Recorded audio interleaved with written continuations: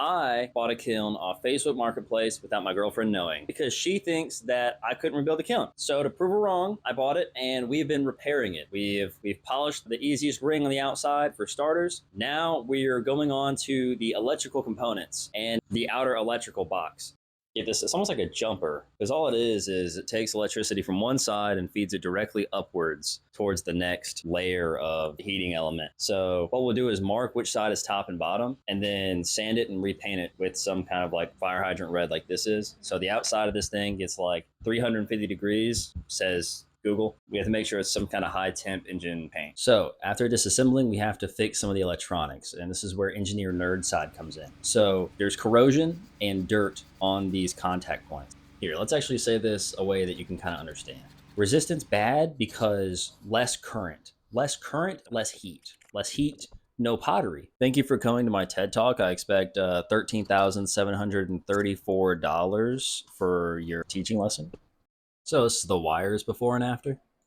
See, that connection's gonna be a lot better than that connection. So contact point's done. Next is the outside of the box, which I tried sanding by hand and it was becoming a pain. So instead, we spent the weekend finishing our sandblaster here. So the sandblaster shoots sand with compressed air to flake off all the paint on whatever item you're doing. You can easily do it by hand. It'll just take a little more time. So that's what I'm gonna do to try to make this process go a little bit quicker. But I'm gonna take you guys along and show you the process of how I would do it.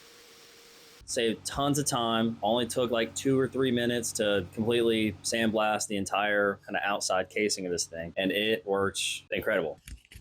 So since painting isn't my strongest skill, I'm going to look up how to do it. I know we have to clean the surface so that we get all the oils off of the part first, and then continue to priming it with what we picked up from AutoZone, which was a Raptor enamel primer. Hopefully it turns out good, but yeah, let's get started on that process.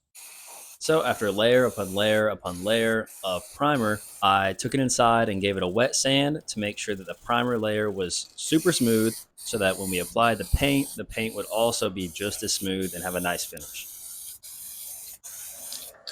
Big reveal. The painting is done. It has been clear coated. It has been painted. It is glossy and bright red. It's beautiful. I love it. This is my first time really trying to professionally paint something. So it came out pretty good. Yeah, I don't know what I'm doing, but I figured it out. And if I can do it, so can y'all. So, hey guys, if you made it all the way to the end, thank you so much for watching. Please leave a comment and let me know if these videos should be faster, if they should be slower, if I need to explain more or not. But I really appreciate you guys, and I'll see you on the next one.